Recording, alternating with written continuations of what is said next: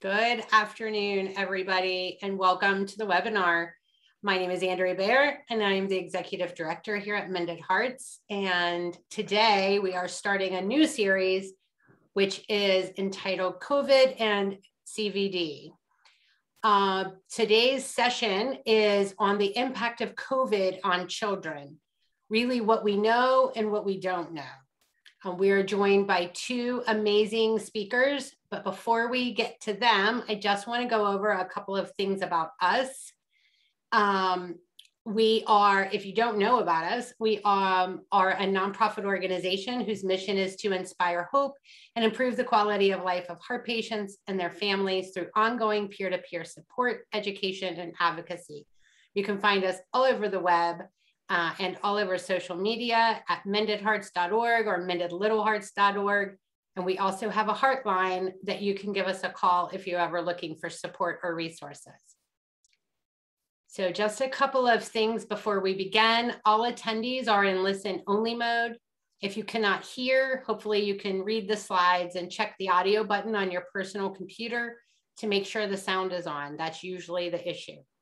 Please type your questions into the Q&A box at any time during the presentation, and questions will be moderated and read today once the speakers have presented.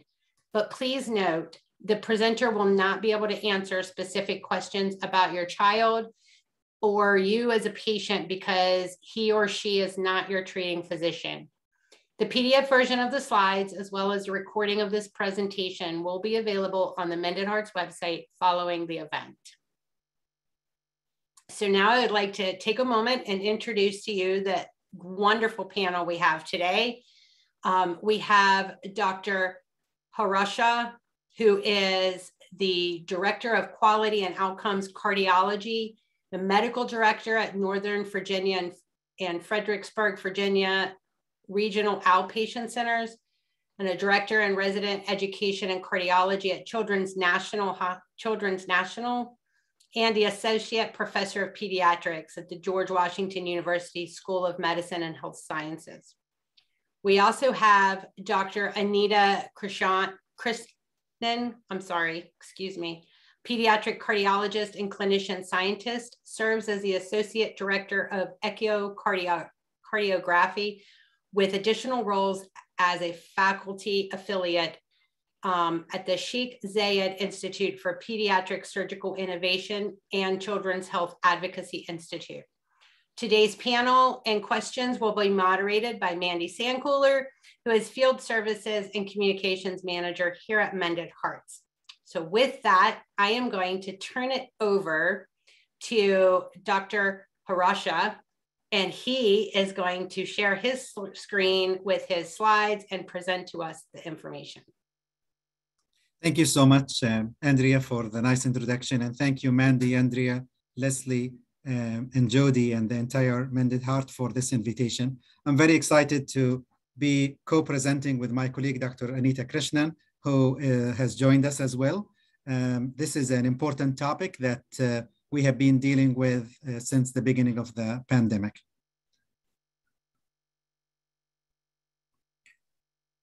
Usually I give some disclosures, and my disclosures today is about my trip this past summer. I really enjoyed going back home to Jordan.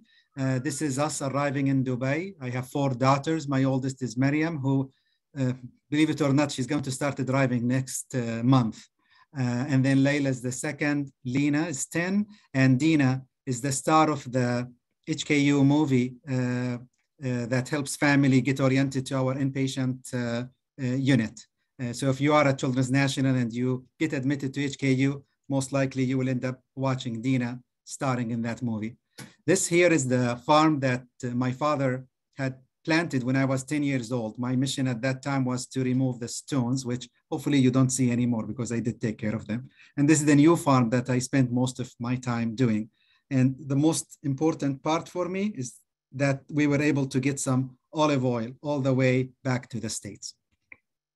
With that in mind, what I would like to cover today is the timeline of this new illness, the multisystem inflammatory syndrome in the COVID-19 pandemic, its relationship to the old-fashioned disease, Kawasaki disease.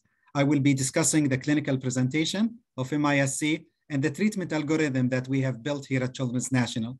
We will be also covering the cardiac manifestation of this new illness. And finally, I would like to use this opportunity to discuss about the good learning things that we learned from the COVID pandemic. COVID, unfortunately, has brought many bad things to our community, including loss of loved ones, but there are some good habits that we in the pediatric heart centers have learned over the last 2 years that I would like to share with you some of them. Early in the COVID-19 pandemic, we noticed that there was a decrease in the number of patients presenting with a disease called Kawasaki disease.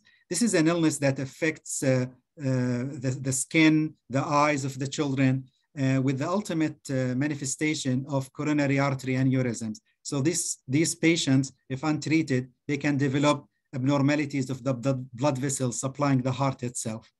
So at that time, we wrote a letter to the editor advising general pediatricians that please don't forget about Kawasaki disease during this pandemic, that children might still present with those conditions that mimic COVID-19, and that if you don't look for them, most likely you will miss them. Unfortunately, we had 3 children, one at Children's National, one in Boston, and one in San Diego, present late in their illness with already established huge aneurysms. Now, what's kind of interesting is 3 days after we published this letter, the reports start coming from England with a new illness that resembled Kawasaki disease. This new illness now has multiple names, and in this presentation, I will refer to it with the United States CDC case definition, multisystem inflammatory syndrome in children.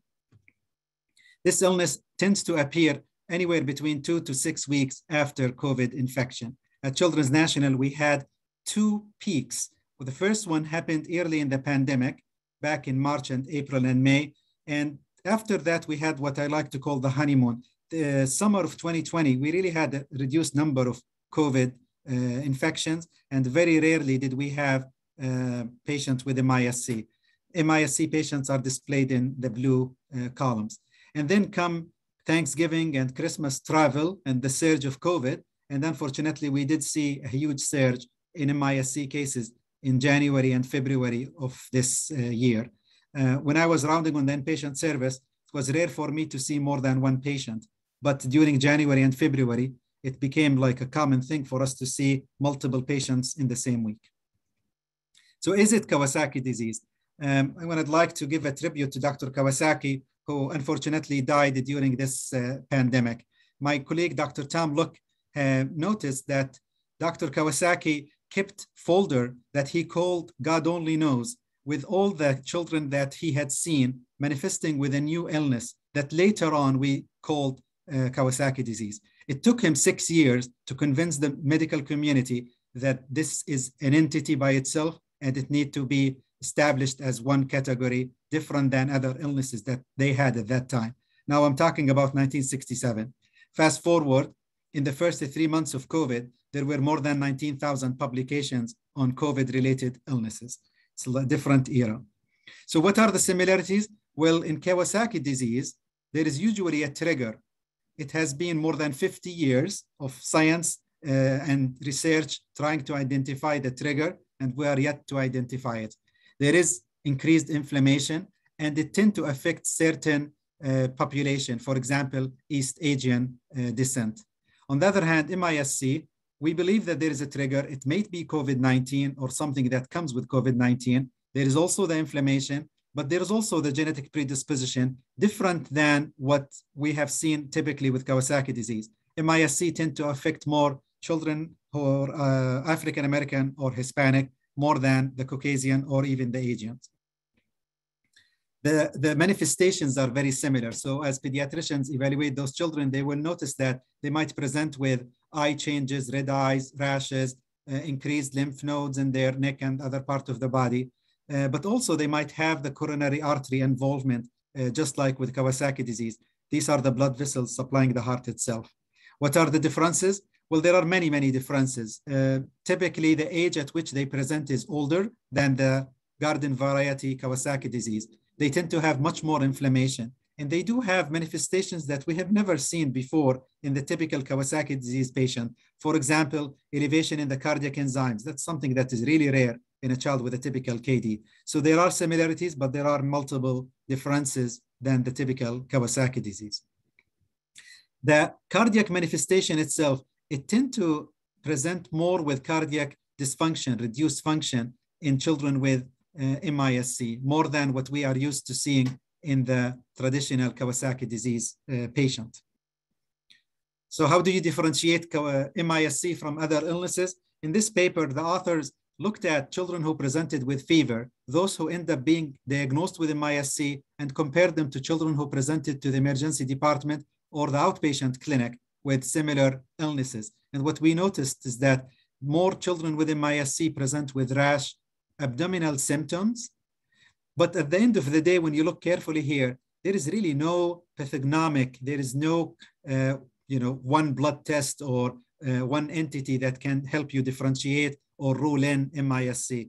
This is why my colleague, Dr. Karen Smith, would say that MISC is a diagnosis by exclusion. So you, the pediatrician, your pediatrician will need to look into other causes before they would confirm that this goes with MISC. This is why almost every center across the country now has guidelines on how to evaluate and treat children with MISC. Children's National, we started our algorithm within 1 month of the establishment of this new illness. This is now published in Journal of Pediatrics. The disclaimer is that evidence continues to evolve, and we will continue to study the algorithm and make sure that we modify it if a new evidence appears.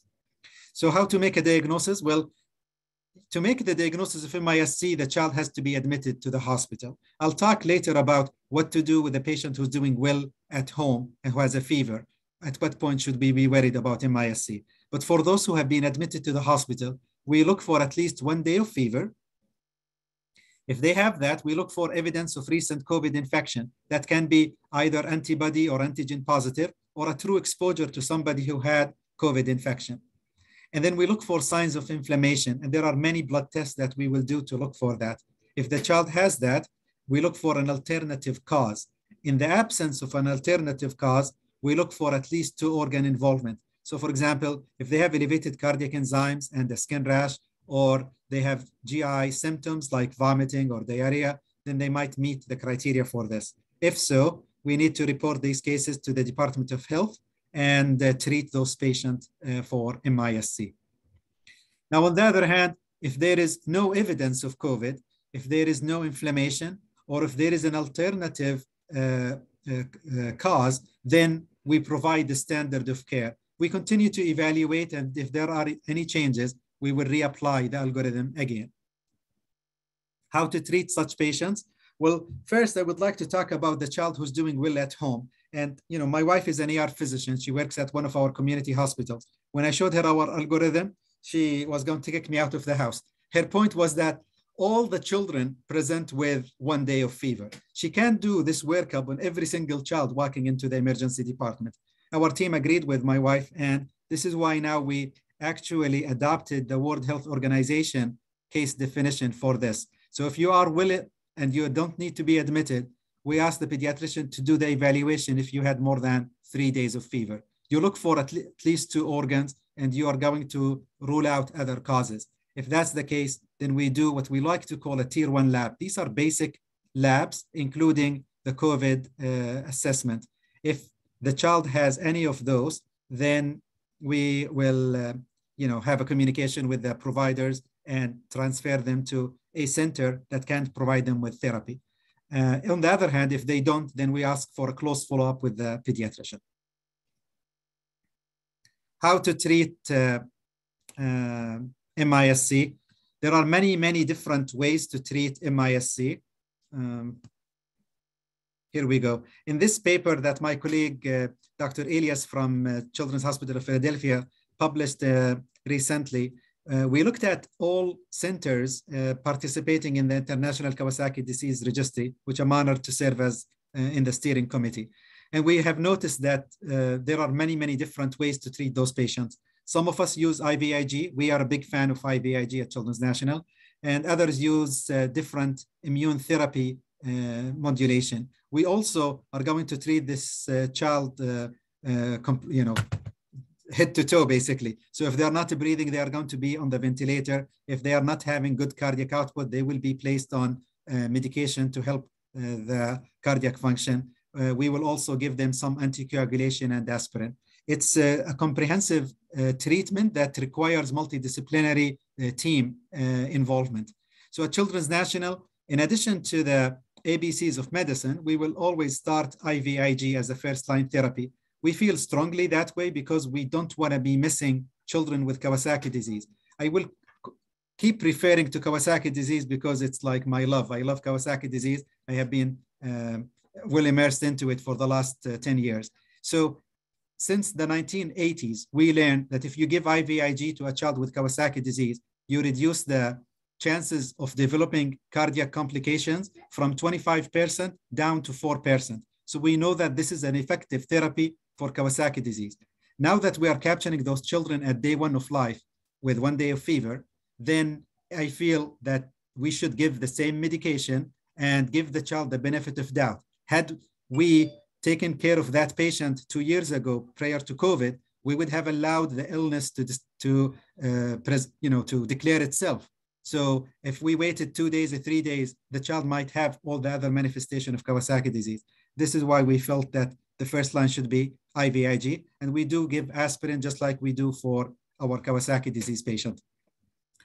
At the same time, we will be very aggressive in children with MIS-C, and if they are ill, we will give them Ankenara, and we defined illness as being admitted to the ICU. So if you require an admission to the ICU, then we would start you on Ankenara in addition to the IVIG. If you progress well, then that's great. We will just monitor your labs and continue weaning your Ankenara until it is safe for you to go home. On the other hand, if you don't progress well, then there will be other therapies. There will be continuing conversation with the rheumatologist and the rest of the team about steroids and other agents. The next part of this talk, I would like to cover our first experience with MIS-C at Children's National. This data that I will be sharing with you is true as of September 21st, 2020. At that time, we had 39 confirmed MIS-C cases. Just like what I told you before, the majority of those children are affecting children of Hispanic as well as non-Hispanic Black kids. It's very rare for us to see them affecting children who are Caucasian. In this table, the first column represents children with MIS-C admitted to Children's National during the 6-month period between March and September of 2020. At the same time, we had more than 5,000 admissions. And what struck me the most was the fact that we had 26% Caucasian children admitted at the same time period, 0% of the MIS-C group. So what are the cardiac manifestations? Well, it can affect almost every single part of the heart. It can affect the blood vessels supplying the heart muscle itself.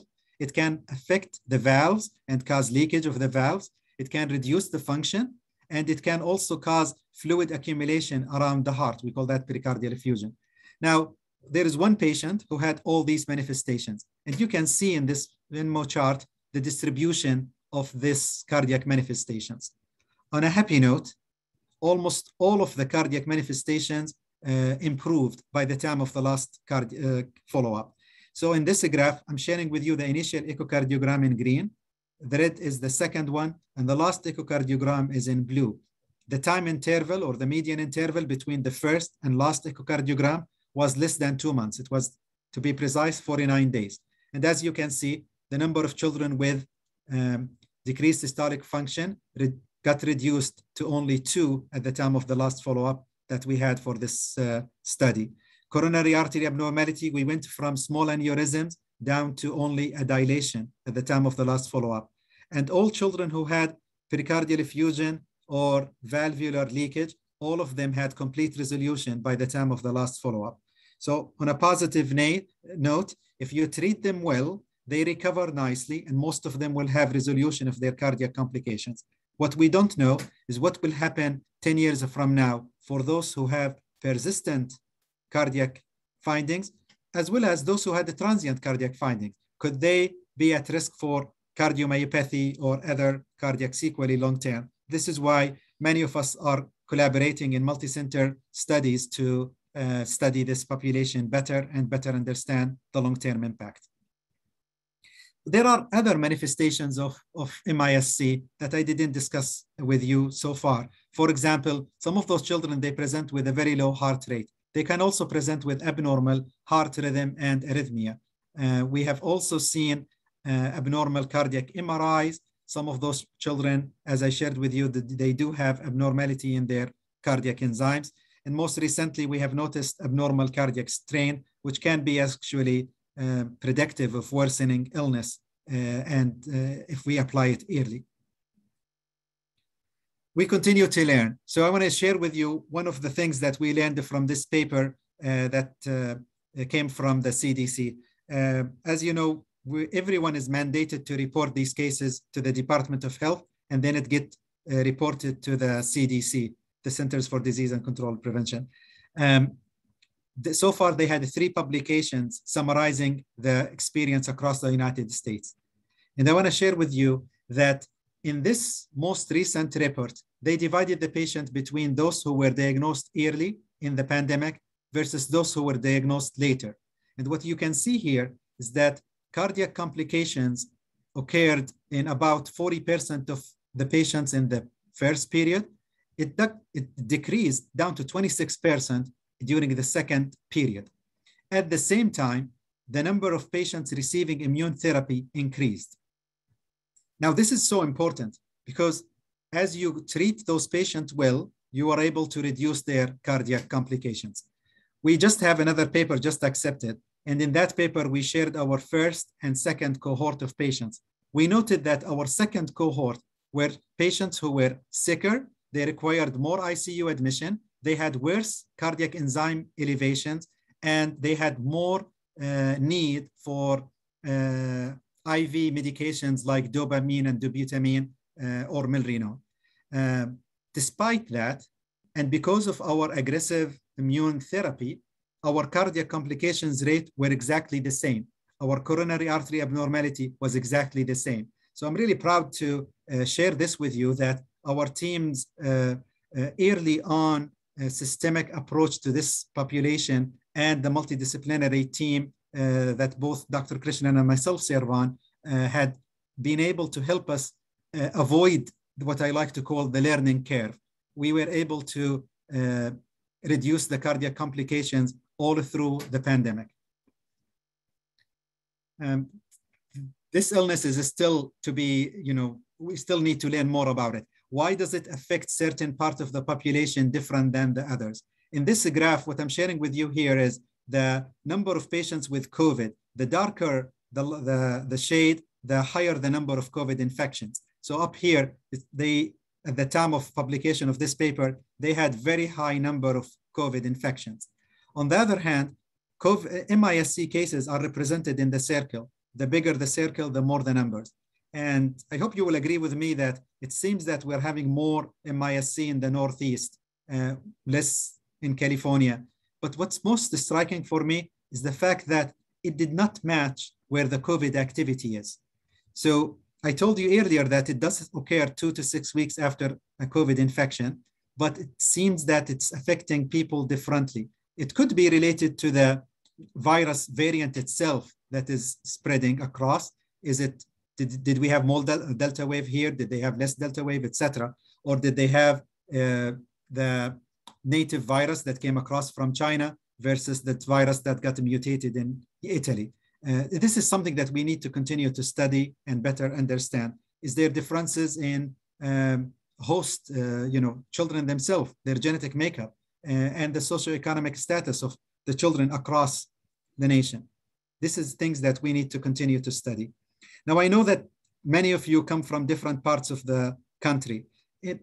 Early in the pandemic, we used to see MIS-C more reported in large centers, like Children's National or larger tertiary hospitals. Well, throughout the pandemic, what we have noticed is that even rural areas and small areas are now seeing the MIS-C. So don't be surprised if in your small town, you must start hearing about a child manifesting with this illness. I would like to conclude by talking about what did we learn from COVID infection. There are many, many things that, as I shared before, that COVID brought with it. It brought with it loss of job for some people. It brought with us loss of loved ones. And that is really horrible things that had happened. But I would like to talk to you about what did we, the medical community, learn during this. One of the things is the ambulatory telemedicine approach. Telemedicine in cardiology has been used for years. My colleague, Dr. Krishnan, has led efforts in telemedicine for fetal echocardiography, for example. We have used telemedicine in caring for children with single ventricle. Some of you are parents of those kids and know about the home monitoring program. But what's new for us is the use of telemedicine in the ambulatory visit. So you as the parent will be at home and we will be in our offices talking with you using the secured video conferencing. At Children's National, this graph represents in red the in-person visits, blue represents the telemedicine visits. This is for the entire center. And as you can see, back in the beginning, most of our patients were seen in person. It was rare for us to see telemedicine. And then we got hit with COVID and with all the closures, there was a huge drop in the in-person visit. Telemedicine really helped us a lot. We went from 80 providers who provided telemedicine services to patients to 1,000 providers at Children's National over a 3-month period. It was a big work for our telemedicine work, but we were able to do it. And as you can see, across the center, we still have good percentage of patients who are seen in telemedicine. On the other hand, for us at the Heart Institute, as you can see, we did have a drop, but it's not as dramatic of a drop as what we have seen with the entire institution. That being said, we did have an initial rise in telemedicine. Now it's most of our telemedicine now are for children with preventive cardiology as well as electrophysiology. I want to give you some examples of patients that I have cared for and why I believe that telemedicine is something that is going to make us better as clinicians and will make life better for families as well. Each one of them represent a patient that we were able to see in telemedicine prior to COVID-19. This data is, I take pride in doing telemedicine for patients while they are at home, and they have started doing that in 2016, 3 years before, or 4 years before COVID hit us. I want to give you a story about this patient. I will not say their name. I don't know if they're joining us or not today, but this lovely face has a single ventricle. So for those of you who don't know what that means that they were born with some part of their heart missing. And by the age of 4, they had to have 3 open heart surgeries to separate their blue blood from their red blood. This particular patient had developed a complication underneath their aortic valve, which will take the blood out to the body. The plan was, if he were to develop a recurrence of that problem, then we will not go for the single ventricle 3rd stage operation. Instead, we will do heart transplant. I met with our team. We had our multidisciplinary conference and we discussed the case. And now it came time for me to talk with them. Now, the lovely face, who was at that time 3 years of age, was very hyperactive. When he comes to the clinic, he jumps all over the map. His parents are so busy with him that when I try to counsel or do consultations with them, sometimes it's really hard because, they have to, hold him down or hold him in their lap. What happened on that day, the boy was at the daycare. I had 45 minutes of active consultation with the family with no distraction. We were able to discuss every single details about the upcoming surgery. Why are we going to go for the Fontan? What are the long-term complications of Fontan? And they were able to answer all their questions. One thing that I highlight to my residents is the importance of the nonverbal communication. I have my own workshop teaching the residents with the use of standardized parents. Those are actors that we hire from the medical school. And we highlight the importance of nonverbal communication and the underlying concerns. And I remember how many times that there was this facial expression that told me something is not clear. And I was able to clarify it for the family. When they met with the surgeon called me to tell me how great a job I have done and that they had no questions, and every single thing that they shared with them, they have already knew about. So I really think that this is something that's going to help us all, especially seeing patients and counseling families. The last patient that I want to talk about is this young man who I have permission to share his picture. So this young boy was diagnosed with anomalous coronary artery on January of this year, January 2021. When I shared the diagnosis with him and his parents, he was very, very anxious. I saw him again another time in an in-person visit, and it's very obvious for me that he had a lot of anxiety from this. My mission was to avoid an ER visit for him. I didn't want him to have a panic attack and go to the emergency department. So I tried to send him to psychology, and unfortunately, the wait list was almost a year. And then I remembered my colleague, Dr. Vicky Friedenberg. Dr. Vicky Friedenberg is one of our nurse practitioners specializing in electrophysiology, and she had helped establish mindfulness program at Children's National. So I invited her to join us in this virtual visit, in which she taught my friend here how to do meditation. Now this young man, fast forward, he underwent his heart surgery. He recovered completely. He's now back to full sports, and he's no longer taking his aspirin therapy. Every time I see him now, he reminds me of this session and how helpful it was for him to lay down on the couch and meditate and think about the thing that he liked the most. This is why I'm a big believer in telemedicine and ambulatory cardiology, that it is something that has to stay even before COVID is over. I feel like many of our patients in preventive as well as rhythm patients who are coming for results of Holter or stress test can benefit. But I also look for children with congenital heart disease. If we diagnose a child today with a large VSD and we confirm the diagnosis, I don't really see a reason not to see those patients in telemedicine. We can do the assessment of the work of breathing, which will help us decide on diuresis. But then at the same time, we're avoiding exposing the child to all kinds of viral infections that we have in the clinic. So hopefully we will never have to delay their surgery, because of intercurrent illnesses. Discussions of second opinions. This is a big one. Some of you have asked for second opinions. For me, I have asked for second opinions on some of my patients that I see, because as an advocate, you always want the best for your child. So if you know that there is a center that has the best experience in doing operation A and your child is in need of operation A, I feel like it's important to communicate and get their opinion as well. So the results of such discussion, they can be done safely and done much more efficiently if you do them in a telemedicine visit. I'm not sure what time is it now. I want to give enough time for questions, 5:33. So I would like to stop here. And if anyone has a question, we can come back and cover this. Last thing I want to share is I want to make a connection between my disclosure and what I talked to you about today. I did share with you that I really loved being in Jordan and having my children swim in the pool. But what I didn't share with you is that was my telemedicine visit. I was able to connect with my families here in DC, Maryland, and Virginia with a smooth connection, with no problems at all. It felt like I was here in this building at Children's National. Once the telemedicine visit was over, I did jump in the pool. Thank you so much. And after Dr. Krishnan gives her presentation, I'm more than happy to answer your questions. Thank you, Dr. Harahsheh. I wish we could all work from a location like that. And Dr. Krishnan, we'll go ahead, and if you could begin, thank you. Hi, thank you for the invitation to speak today. And that was a great talk, Ashraf. I enjoyed hearing it. So my talk is about COVID-19 in general and children's hearts.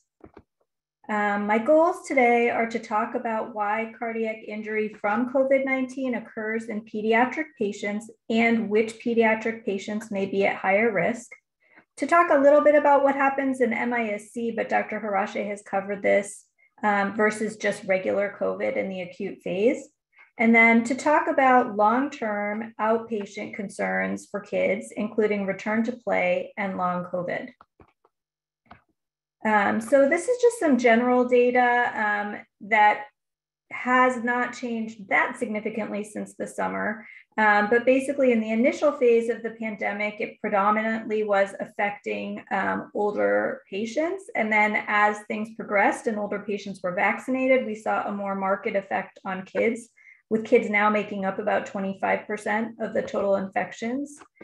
Fortunately, mortality in children is extremely low. So this is by age, the number of deaths. And you can see that in the under 1 to 4, 5 to 14, and 15 to 24, death is very unusual. MISC, as of this month, has only affected 5,217 kids. So while it is a serious disease, it is not that common. And deaths are only about 46. And this number has really not changed over the last several months. So I think we've gained knowledge in how to treat it. There have been 6.3 million pediatric COVID infections. Under 2% result in hospitalization, and anywhere between 0 to 0.03% by region result in deaths. The mechanism of disease. So this virus is what's called a single-stranded RNA virus. That's not that important to know. The virus has these little spike proteins, little proteins on it, which bind to the ACE2 receptor. And that's a protein in the body. That's how they get in. And those receptors are found in the lungs, the intestine, the kidneys, blood vessels, and in your heart muscle. And so these kind of parallel the areas where we see illness from COVID. How does it injure the heart?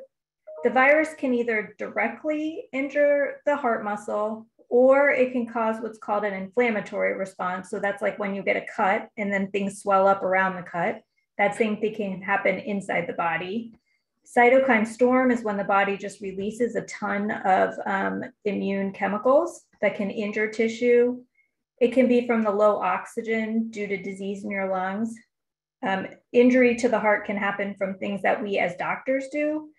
So from the medicines we use, and then from the ventilator. And then kids who have underlying severe disease have less ability to fight the virus. For cardiac patients, there's been a lot of concern about what their particular risk may be due to COVID.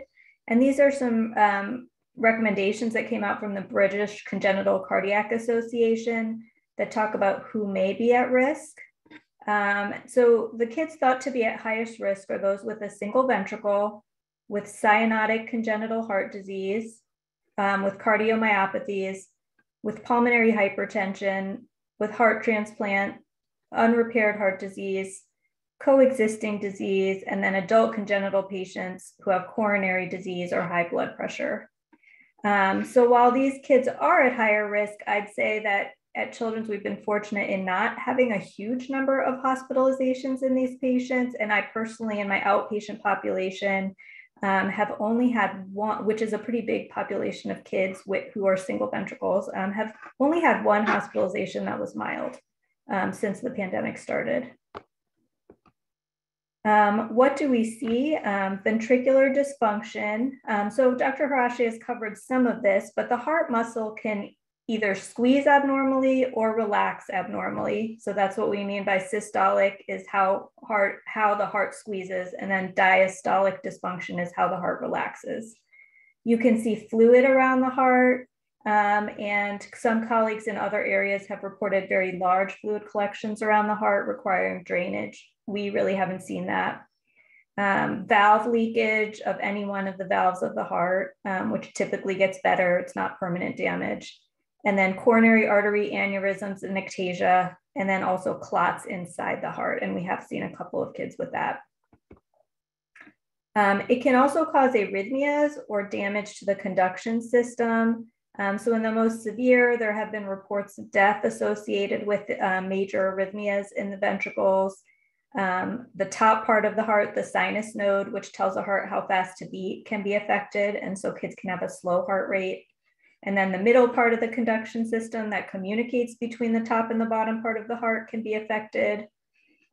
We've seen kids have something called prolonged QT, where one of the measurements on their EKG can lengthen out, and that can predispose kids to getting more serious arrhythmias. And that could be from some of the medicines used to treat COVID early on in the pandemic. And then basically a variety of different kind of arrhythmias with MIS-C that typically get better. I'm an echocardiographer, a person who does the heart ultrasounds. And so a lot of my role has been in deciding who needs the diagnostic testing and when. So we think testing is needed on everyone who's admitted to the hospital with COVID. But if they're not very sick, so everyone with MIS-C gets it, but if they're not very sick, we can wait until the kids are non-infectious and then do it as an outpatient. Anyone who's at home with COVID, but had cardiac symptoms like palpitations or fainting or getting tired when they exercise. Some kids who are getting cleared for sports need it. And then our center is doing imaging on a big group of kids who had COVID regardless of symptoms, just to see are there kids who are asymptomatic but have things pop up. And then what is assessed on the echo? We look at how the right and the left side of the heart squeeze. We look at the valves, at the pressure in the right side, fluid around the heart. We look at for coronary aneurysms and then for clots. This is another fancy tool that we have called strain, where we can look at each little piece of the heart muscle and see how it's moving. And it makes a map. And so dark red is good. And then these areas are not good. So it shows that even sometimes when we think the heart muscle is moving, there may be subtle changes that fortunately are likely to get better over time, but there could be subtle differences in the way sections of the heart move. So this is a study that was shown earlier where we looked, Dr. Harahsheh looked at our early experience with the first wave of COVID. And you've already seen this diagram that kind of delineates that typically not that many people have everything happen, but there are a lot of different things that can happen. Here are some pictures of what we see. So this is a patient with COVID who was admitted to our ICU and had decreased function. So you can see the left ventricle is not squeezing that well. This is a patient with MIS-C. This is the aortic valve here. This is the left coronary and it's dilated. So it's bigger than it should be. And then this is one of the sickest patients that I took care of who had MIS-C and then developed atrial fibrillation, had a lot of leakage of her mitral valve, but actually fortunately at 3 months was completely better. So this blue here is mitral regurgitation, leaking back across the mitral valve. There have also been a couple studies from the group at Boston and CHOP looking at strain. So that's the other sort of fancy tool to look at how heart muscle is moving. They found that a little less than half of patients had an abnormal ejection fraction, which is the normal way we look at function. But then in the portion that had a normal one, there were subtle abnormalities in the contractility or the squeeze of the heart. So they compared patients who had MIS-C to normal patients, and then some patients with Kawasaki. Only one of their 28 patients had a coronary anomaly, but they did find a good number of patients who had differences in their strain. MRIs are not needed for everyone, but we are recommending it for patients who had an ejection fraction of less than 45%. So normal is 55%. So basically, if you're in the hospital and your heart function is down, we do recommend looking with an MRI a few weeks later, like 3 weeks to 6 months, to see whether there's scar tissue that's built up in the heart that could be a risk factor down the line. And there are limited publications that are showing abnormalities in MRI findings. Once kids go home from the hospital, I think the single biggest question is when can they go back to sports and to regular activity? It's really a different question in kids than in adults. And there's been a lot of literature in older adults, less so in kids. Age matters. And so when kids get over 12, they are playing at a higher competitive level than little kids playing soccer in elementary school. And so we take it a little bit more seriously. And some younger kids, especially in this area, are doing really advanced athletics. So it's really an individualized decision. Before COVID, we knew that some kids who had sudden death had had a history of myocarditis. And oftentimes they don't have preceding symptoms that tell you that they're at risk for sudden death. So that's really the big concern is, are there kids out there who have had COVID who could be at risk for sudden death, and how do we figure out who those kids are? So Peter Dean, who's one of our former fellows, wrote an article at the beginning of the pandemic where he recommended we ask how recent, how severe, and what is the sport. And then over the subsequent months, we learned quite a bit more. In general, we say that kids who have no symptoms from their COVID can go back to normal after 10 days. Kids who have no clinical or lab evidence that their heart is involved can go back to sports. Asymptomatic or mild patients don't usually need any testing, but if they're in the hospital or they have MIS-C, they should not do sports for 3 to 6 months until all their testing is normal. This is a return to play diagram that was developed at our institution. So it says that if patients with a history of COVID infection who are asymptomatic for 14 days, you should ask these questions. Were they admitted to the hospital? Did they have any abnormal cardiac testing like an EKG or echo? And did they have MIS-C? The answer to any of these is yes. They need to see a cardiologist to clear them. The answer is all three is no. Then there's an AHA checklist, which I'll show you next. And then there are other algorithms. There's one developed by the cardiology societies and one developed by the AAP that give you different pathways for how to assess whether a kid is ready to go back to sports. And so in general, if they don't have any symptoms or their symptoms are very mild, like just a runny nose, they can go back to sports. If they're pretty sick from their COVID, but not in the hospital, and they're young, they can still generally go back. If they're older than 12, you can consider getting a screening EKG, and if it's normal, send them back. And if it's abnormal, go to a cardiologist. Anyone who's an inpatient in the hospital or has heart findings should come to the cardiologist. And then this is the American Heart Association 14-point pre-sport check. This is a good guideline in general for deciding whether kids can be cleared for sports, even if, even outside of COVID, this is a good tool for pediatricians.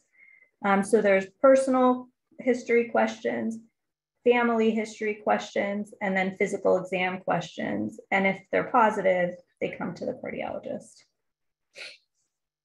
This is a study that came out over the summer that generated a lot of worry, where over 2,000 Big Ten athletes were screened for myocarditis. They're kids who wouldn't necessarily have gotten any testing, but they just tested all comers, regardless of whether they had symptoms or not. And they found that about 37 out of the 1,597 who got MRIs, which was only 2.3%, did have concerning findings for possible myocarditis. 2/3 were what we call subclinical. So the child didn't know that they had anything going on, but the MRI was abnormal. There's only 5 of these 37 where the doctor would have thought they had symptoms and thought they had an indication for the test. So I think it's still an area of controversy of who does and doesn't need an MRI. And we are still only doing it in kids with abnormal ejection fraction or who have symptoms, but I think more may come out of this big study that we're doing with the NIAID, Dr. Harahsheh is doing with the NIAID. And then long COVID is something that you may have heard about. This is where kids, like even for weeks or months after they have COVID, are tired, feel dizzy when they stand up, or may have chest pain and palpitations. Some kids are so tuckered that they cannot go to school. And we don't still have a good reason why. Oftentimes their testing is all normal. So in conclusion, cardiac disease is fortunately really rare in the pediatric population and in patients with congenital heart disease. Imaging is helping us figure out who does and doesn't need further follow-up. And then I think the next phase of study is understanding long COVID. That's all I have for today. Wonderful. Thank you, Dr. Krishnan. We do have a question from Danielle, and she asks, our son's pediatrician is concerned about the risk of myocarditis from the COVID vaccine. While the risks of getting COVID do seem to outweigh the risks of getting the vaccine, we are wondering what, if any, precautions are being recommended for pediatric cardiology patients and the vaccine. He's 8, a single ventricle patient. We are definitely recommending vaccination for all kids, even with congenital heart disease. I have gotten a ton of calls from pediatricians about this, so it's a fair question. But fortunately, if you look at the total percentage of kids who have gotten the vaccine and gotten myocarditis, it's very small. And it's typically been very mild, like not needed treatment and gotten better on its own. So I think the risks of COVID are considered higher. Ashraf, do you have anything to add? I agree with you, Anita. I think this is exactly what I would tell patients in my clinic. I will share with them that we had 17 cases so far at Children's National. Every single one of them went home on no heart medicine. One of them required IVIG before he went home, but every one of them recovered nicely with no arrhythmia. Now, Anita and I have cared for other kids with the true COVID infection where they were on a ventilator. And unfortunately, we do have now some children who died from the regular COVID infection. So personally, I would rather deal with 1,000 post-COVID vaccine myocarditis and not deal with COVID death from the virus itself. So I will highly recommend it. The only population that I will not give them is those with a true myocarditis previously. So not congenital heart disease. All of my patients with congenital heart disease, I have been advocating for them to receive the COVID vaccine, but I have a couple of patients that I inherited who did have myocarditis in the past, and I'm consulting with infectious disease before we give them the COVID vaccine. Thank you. Anyone else has any questions? We still have some time, so please feel free to chat in the chat box or the Q&A. Dr. Krishnan, I had a question about the echoes that you were doing on asymptomatic patients who had COVID. What are you finding from those? I'm interested to know. That's really only a research protocol, and I think Ashraf is the primary investigator on that study, so can tell you more about it. I think for kids routinely in the community with no symptoms, we are not recommending echoes at this time. Right, right. Yes, thank you. I muted my line, sorry. So yes, absolutely correct. It's still research. We so far recruited 32 patients. So still a very small N for giving you like big picture what might happen. But with time, hopefully we will learn more. Thank you. Brian asks, do you have a preference in vaccines for a single ventricle patient, Pfizer or Moderna, with concerns with myocarditis? I don't. I would say probably there's no evidence to point to one or the other yet. It's just so early in pediatric vaccination. Okay. There are a couple of papers I think that will be coming out over the next couple of months that look at that describe basically all of the centers put together their cases of myocarditis. And I, to my recollection, don't think one or the other vaccine is more implicated with myocarditis. Okay. Yeah, I agree. I don't really know that there is a difference. I was asked this question yesterday in the clinic, and infectious disease experts basically said there is no evidence to suggest alternating. So if you received Pfizer, continue to receive Pfizer. If you received Moderna, continue to receive Moderna. And they did not really give me guidance on, preferential type of vaccine over the other. Thank you. Alex has a question. Hi, Alex from Dallas. She's one of our new leaders there. Regarding the vaccine, are there any concerns about CHD kids that are also immunocompromised? not safety concerns that they shouldn't receive it, but I think there may be kids who need different dosing because of their immunocompromise, and I don't think that's been well delineated yet. So I think you probably have to check back in as we get further along. Okay, thank you. Jody asks, can you talk about boosters for kids who were vaccinated? Great question. So far it has not been authorized. The authorization so far is for people who are older than 65 and then high risk exposure, for example, in the healthcare. Young kids have not yet been authorized to receive the booster dose. That being said, I did see a question about the symptoms to look for myocarditis. I would like to answer that one. Okay, go ahead. Okay, so please, so what I tell families is you can laugh at me now. So what I do is I take the teenage out of the room and I talk to the mom and dad and I tell them to look for chest pain, heart racing, dizziness, fainting, symptoms like this, fatigue. But I intentionally will not say that in front of the teenager because I don't want to put the words in their mouth. And I will advise the mother or the father not to keep, as my daughters say, nagging on us, asking us, are you feeling this? Are you feeling that? Be passive about it. Be there for them. If they come up with you telling you my chest is hurting, then of course, act on it. The children that I have seen here, they presented with the worst chest pain they have ever had. I had children who woke up at 6 o'clock in the morning with acute chest pain, crying out from it. Dad gave the kid aspirin and took him to the emergency department. Those are the kinds of chest pain that I have heard about. That being said, please don't put the words in the child's mouth and don't keep asking them every hour, are you having chest pain? Are you having shortness of breath? Are you having heart racing? Wait for them to describe the symptoms to you. I think people are worried they might miss it, but I think it's one of those things like if you had it, you would really know and you would want to go to the hospital.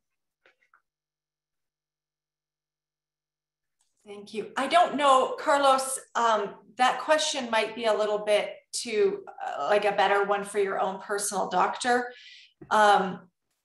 He's talking about his daughter's Shown syndrome and had COVID in March, and her echo showed increased valve regurgitation and pulmonary hypertension 2 to 3 months after the infection. Now the hypertension's gone, but the gradients are not back to her previous numbers. Are there similar documented cases? I would refer that one back to your cardiologist, as you said. Okay. Sounds good. And Brian asks also, after our single ventricle child received her Fontan, she developed a large pericardial effusion that required us to stay inpatient for a few weeks, eventually needing to be drained. Does this indicate any cause for concern for myocarditis? That one, no, that is something different. That is part of what we see after the Fontan operation. It has nothing to do with myocarditis. Okay, thank you. Bill asks, how concerned as an 81-year-old CVD cardiovascular patient who's had a mild case of COVID and has had 2 shots plus the boosters with a neighbor's early teenage kids who doesn't know if they're vaccinated? So basically, Bill is wondering about his own safety around unvaccinated teenagers. That's a really tough question. Yeah. I just think there's so much we don't know because, the virus changes. And so I feel like I can't really answer that one. And it's just your personal call. But if there's anything you don't feel comfortable with, first you can always mask and then certainly try to do precautions.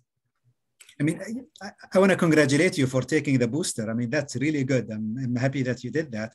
I think that will be very important. And hopefully that will lessen any future exposure that you might get, from the teenagers or your own family. But I'm really happy that you did take the booster. Yeah. Well, we are right at the hour, I believe. So we'd like to thank you both for being on. Really appreciate all your knowledge and taking the time with us today. And thank you to everyone who attended. We hope you all have a great evening. Thank you. And thank you so much for all your organization does. Thank you so much. Very impressive. Thank you. Thank you all. This was excellent. Thank you. Bye, everyone. Thank you.